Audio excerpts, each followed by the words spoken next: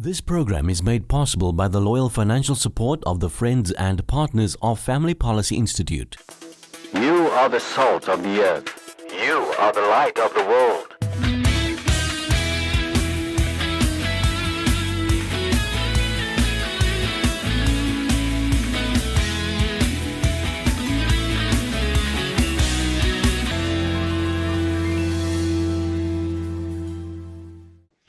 Good evening and welcome to the program. Thank you for joining us.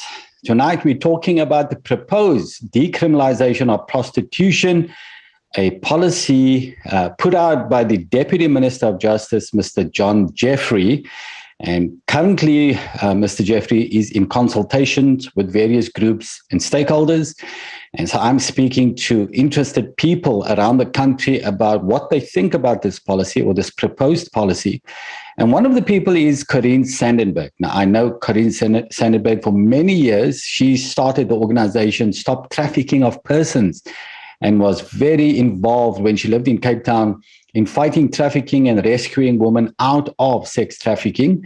And so, Corinne, it is a great pleasure and privilege to speak to you once again from Sandenbergh.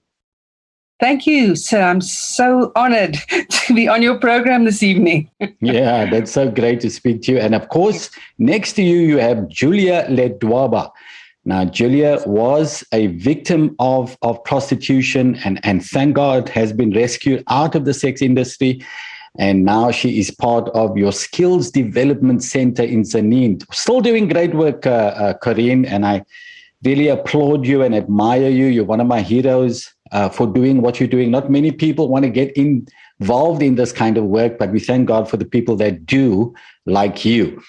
So, Corinne, you heard my introduction and the fact that the Deputy Minister of Justice, Mr. John Jeffrey, has put out a statement that they've started consultations on the possible decriminalization of prostitution. And what that means is that prostitution of the entire sex industry will become a legitimate business in South Africa. That means brothel keepers, pimps, organized crime that control the woman will all become legitimate business people. And everything involved with the sex industry becomes legitimate. It will be like any other business in South Africa. The police will not be able to monitor it any longer. They can't make any arrests or any of those things because it is now a legitimate business. That's if they get this decriminalization proposal right in South Africa. So, Corinne, you've been intimately involved with this work. You've seen many women rescued out of the sex industry. You've spoken to many of them, helped many of them. What is your view on decriminalized prostitution in South Africa? Errol, I remember standing in Parliament one day and saying to people that there's really not much of a difference between a traffic victim and a prostitute. I think I want to start there this evening, saying to you that at the end of the day, most prostitutes were trafficked at some time in their life as a little girl. And no young little girl of the age of 3 goes around with little wings saying, "Oh, I want to be a prostitute one day." That's right. And no parent dreams that their child will be a prostitute. And I remember saying to the audience, our daughters are not for sale. And I will not tolerate it, and God will not tolerate it, and this country will not tolerate it. And I remember a parliamentarian standing up. The poor man is deceased now. He was from the IFP or somewhere. I think he's Mario something. I don't know if you remember the gentleman. Ambrosini. And he said, Mario Ambrosini. Yeah, and he said to me a very interesting thing. He said to me, I'm very confused. I'm very confused now. He says, I was sent here to legalize prostitution in this country, was his words to me. And he said, is it possible? And I said, no, sir, it's not possible. I said, because in this country, we still have Christian values. We have family values. We have norms. We believe in marriage. I said, in this country, God is still head and he is honored in this place. We have men who are gentlemen and who believe, in family. And I said, please come and visit us. And obviously he never came, but I remember my words to him. And that's where I would like to start off. When a girl stands on the street, there's a guy, there's a boyfriend or a pimp round the corner, taking every cent that she earns when she gets out that car again. There's a brothel owner at the top there, a madam and a John, ready to beat her to a pulp if she doesn't make her deadlines, you know. I mean, this is the story. We have just, in the past 6 months, Errol, buried 2 girls, and neither of them was 50. Wow. Because of the violence committed against the most beautiful thing, and that is the temple of God, a beautiful woman. And these 2 darlings became Christians. They got born again. They became believers. They gave their lives and their hearts to Jesus. So when we buried them, we were not crying without hope, but the sadness and the tragedy of the journey towards their going to heaven is the things we are faced with daily, because no human body was made for this sort of work, as it put it that way. Absolutely. I agree with you. God did not create a woman Absolutely. to do this. Yes, I agree with you that no young girl grows up wanting to be a prostitute one day. They are forced into this kind of work as a result of the lack of choices, abuse, exploitation, all those kind of things. So it's powerful people preying on the vulnerable. Now, interestingly, Corinne, Mr. Mario Ambrosini of the IFP that time was the leading proponent of decriminalizing the use of cannabis or dagga in South Africa as well. Yes. So you can see how certain people were used in our parliament to push certain kinds of agendas.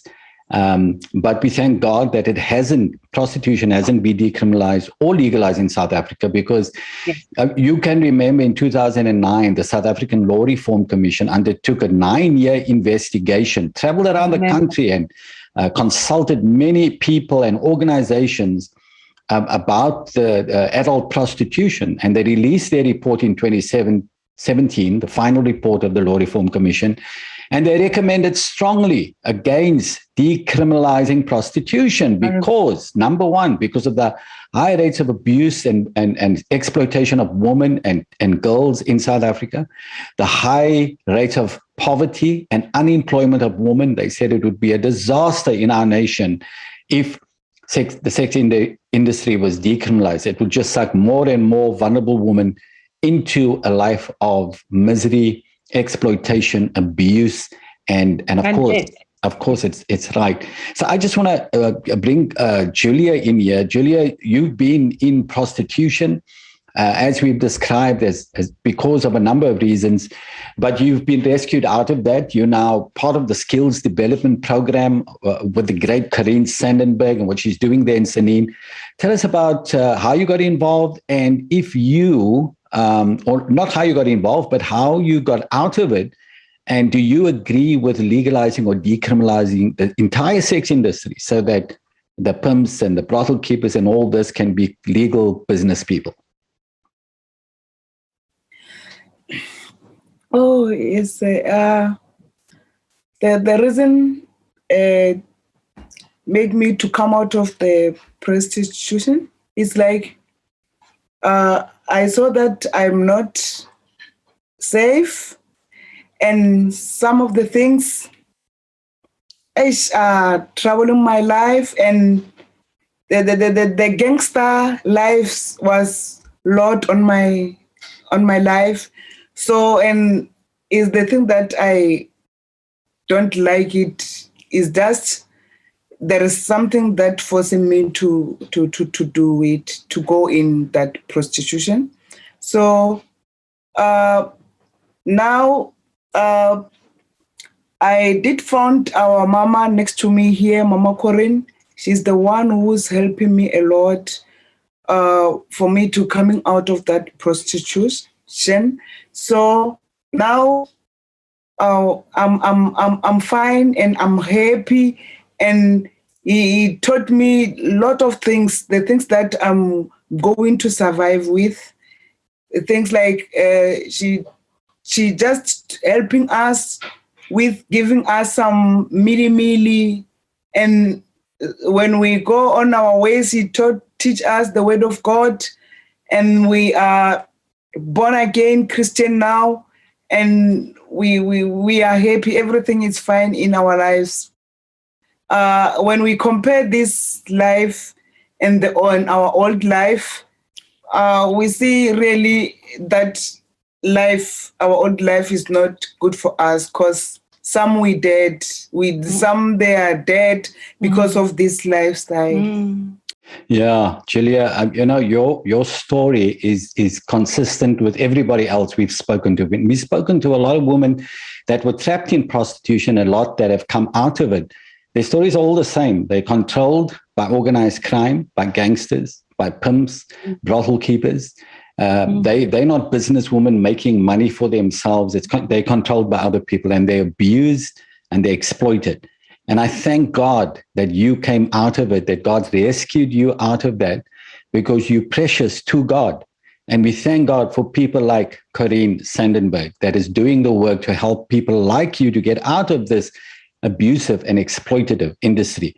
But Julia, so the question is, if they made everything legal, would you agree? What do you think would happen to women in prostitution if they made everything legal?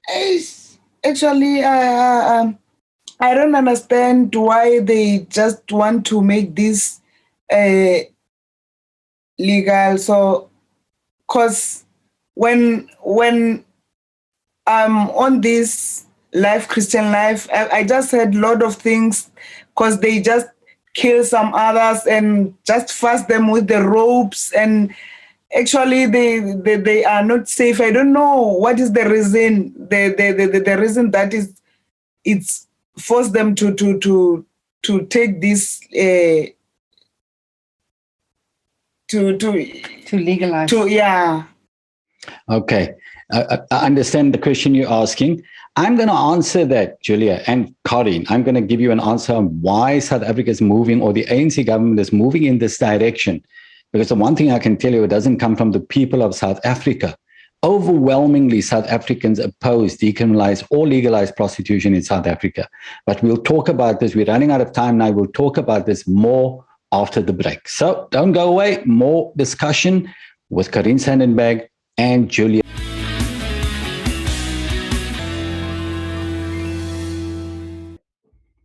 Welcome back to the program. I'm speaking to Corinne Sandenbergh from Zanin and Julia Ledwaba, who's been in prostitution, but now, thank God, is rescued out of that exploitative industry.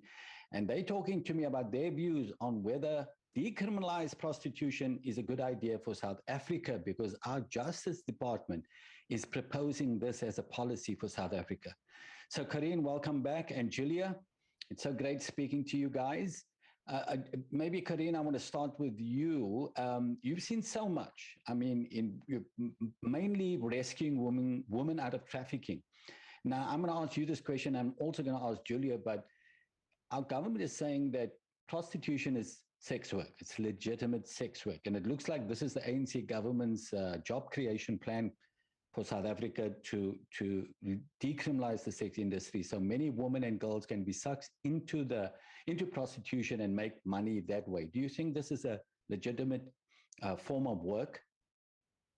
No. Yes, Julia's answering no, and I say definitely not. You know, nobody's life is safe. That's the one thing, you know, that we have to secure the safety of our women and children. And the Bible is so clear that he says, take care of the widow, take care of the orphan, and take care of the stranger in your nation. And the stranger is the trafficked one coming from Mozambique, coming from Zimbabwe, coming from Malawi. You know, that's what we have to do with up here in the north, in this area. And also the widow and the orphan. And I would like to say, and that is that the first thing that sex work, or prostitution as we call it, does not do, it does not safeguard the person's life. It is not a safe place. It's like putting a child who cannot swim yet next to a swimming pool unattended. You know, it's like opening a hungry lion's den and throwing someone in there innocently. And that's what happens, because no girl, when she gets into a car from street prostitution or brothel prostitution, has any security that she's going to come out there alive. Julia, I can tell you many stories about what happens to girls. They get gang raped. We've had girls disappearing that we've never found them again.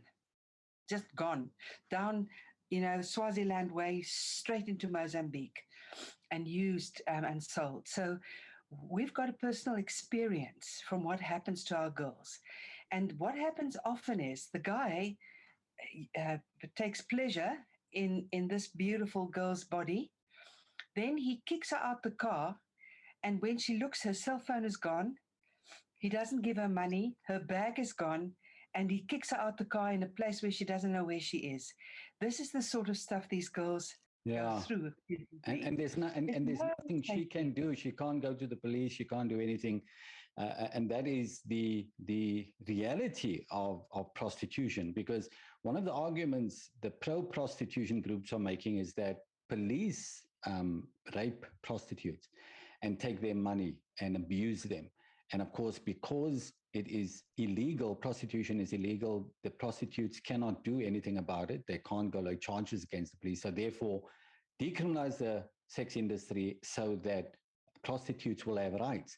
But of course, this doesn't deal with the issue of police corruption. This won't stop police corruption if you decriminalize the sex industry. It will still continue in many other ways. If there's police corruption, you deal with police corruption. You don't decriminalize all kinds of other things to deal with prostitution, or police corruption. So Julia, I want to ask you the same question: is prostitution legitimate work, like our government is proposing, that it's work that women can go out there and make good money for themselves, put food on the table for their families, protect their rights and everything? Is this, they're painting this picture. Do you say, yes, it's good work for people? No, it's not good. Why? Why is it not good? What have you seen? What have your experiences been in the time you've been in prostitution? Sometimes you tell yourself that I'm going to town and look for, we call the client, look for the client. They will give me some money, so I will come back and buy some food for my children. Yeah, when you go there, some they used to go and not coming back. And even now, some we don't know that where is them now. So for me, it is not the right job, just because we just go and in the bush, and there is a lot of criminals there, and sometimes they kill us, and sometimes we just use some ganja and drugs to smoke it, to just get the power. They just trying to go there to just found that money. Sometimes we come back with it, but sometimes we come back with the scratch. And sometimes when we wake up, maybe you are in hospital and you're just afraid to tell the doctors what's happening about you. So there is actually, it's not the safe job. It's not the right job. Okay. We understand what you're trying to say, because taking drugs, research shows that most women have to take drugs to numb themselves, to be able to do what they're doing. That's the only way they can cope with this. And many women in prostitution is addicted to drugs. And of course, the gangs and the pimps and the organized crime that control the woman control the drugs. And of course, women sometimes get indebted to these gangs and pimps and brothel owners. They get indebted to large amounts of money for the drugs, and then have to work that off all the time. So they forever trapped in the sex industry. Now, Corinne, you started the organization Stop Trafficking of Persons and were involved. We were all fighting for this anti-trafficking law. You remember the protest we did outside Parliament? You brought the young ladies and put the chains around them and all of that. So we did a lot of fighting and a lot of street protests. But the research shows in nations that have either legalized or decriminalized prostitution, that when they do that, when they legalize or decriminalize prostitution, that trafficking increases. that child prostitution increases because you can't decouple adult prostitution from child prostitution. But I think the biggest threat is that the trafficking in and out of the country becomes more manageable, easier to do in a decriminalized sex industry. Do you agree? Absolutely, because a girl will come over the border and say she's coming to be a sex worker in South Africa. That's what she's going to say. And it's legal. Absolutely. It's like doing domestic work. It's like picking oranges on a farm. You know, I mean, this is the sort of stuff you were faced with here. And the point is, if there's a brothel on every corner in the streets in town, and the police are handcuffed now because they can't go in there because it's legal, there's little children there in the back being used and abused, sleeping next to their mummy here while she's doing her sex work, as they call it.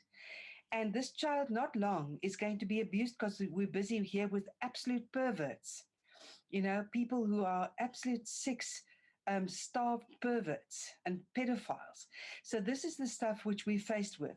And this is why so many countries, and even, you know, if you think what's going on in the Netherlands, they want to close up down Wallikie Street, which was a huge attraction, but it's because of the carnage, you know, that's happening to the women. And women are, you know, that whole story, I think it was around 2006, Errol, when the soccer, this World Soccer Cup was in Germany. I remember them saying that the girls were flooding in from Poland and all the East Bloc countries. It was you know, the poor countries, East Bloc countries. They were flooding into Germany for the soccer 2006. And when the soccer was over, they just never went back, you know. And Germany is known as the biggest brothel in Europe, even presently still. And, you know, I was reading an article where the girl said, you know what, I'll somehow do it for a Big Mac, you know, they're so hungry. And this is the degrading, absolute brokenness of a person made in the image of God, Errol. And, you know, I'm standing here and I'm thinking to myself, I was at a funeral of one of our girls last Friday, Maria.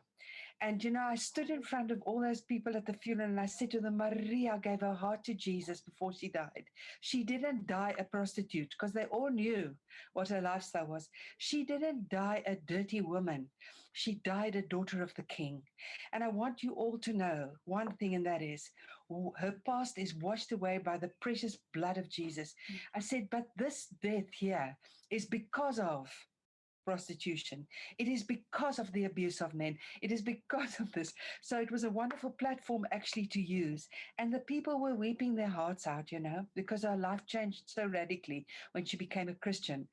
But Errol, this is the stuff which we faced with in South Africa, because you see in the Western world, and even in Finland and those places, you know, it's a first world country. People get amazing grants and things, you know, if you're not working. But in South Africa, if we legalize prostitution, it's going to be like a tsunami avalanche of girls dancing on the streets, karaoke bars, and it's going to take the moral standards of our country, which are shaky even still already, are going to go straight down the drain. Yes. Worse than we've ever been before. Yeah, I agree. I mean, all the research is showing that, and even the report on adult prostitution from the South African Law Reform Commission makes mention of that. And the reason for that, obviously, is because there's such high levels of poverty, unemployment, and violence, gender-based violence against women and teenage girls, young girls. It's happening already. We have the highest teen pregnancy rates in the world, where girls as young as 10 are getting pregnant because they have sugar daddies and all kinds of things, being exploited by teachers in the schools. And in this environment, our government wants to decriminalize the sex industry. It would be catastrophic for our nation.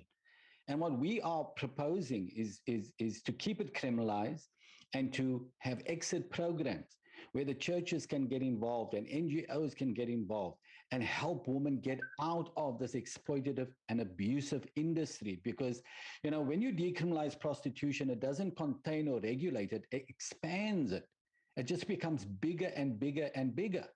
And so this is altogether the wrong way this country should be going, Corinne, and the trafficking issues, all of those things. There's so much bad things that will happen when you lift the lid off the sex industry, because there's all kinds of organized crime figures and everything, including in our government, all the criminals and the corrupt people. They will all make money out of the vulnerable women and children in our country. So we must not allow this to happen. So, Corinne, we've run out of time, unfortunately. We could speak about this for hours. I would love to talk to you about the exit program, because that's what I advocated. Okay. Corinne, we run out of time. So what I want to do is we'll do a follow-up program with you. And then we can talk about the exit programs and focus on that. But I just wanted to get the information about your views on decriminalization, and especially Julia, that's been there and knows the horrors of this industry and why we should not be decriminalizing it in South Africa. Corinne and Julia, thank you so much for coming on, sharing your insights and your heart with us. We really appreciate it. And God bless you in the work you're doing. Thank you, sir. Thank you. The program you just watched is a production of Family Policy Institute. FBI was established in response to God's calling in 2007 to defend the natural family and advance biblical values in Parliament, the media, and general society. God has used this ministry to expose the lies and agendas of anti-life and anti-family groups operating in the country, and to mobilize the church to oppose and defeat these agendas. FBI has fought and won numerous battles for faith, family, and religious freedoms over the past 14 years. But we were only able to do this as a result of our partners in this ministry. We currently face formidable threats against our faith, the family, and religious freedoms. That's why we need your prayers and partnership to help us fight for your values. I invite you to partner with the vital work of Family Policy Institute in South Africa. Please consider a generous, tax-deductible donation. Visit our website to view several easy online ways to partner with FBI. God bless you.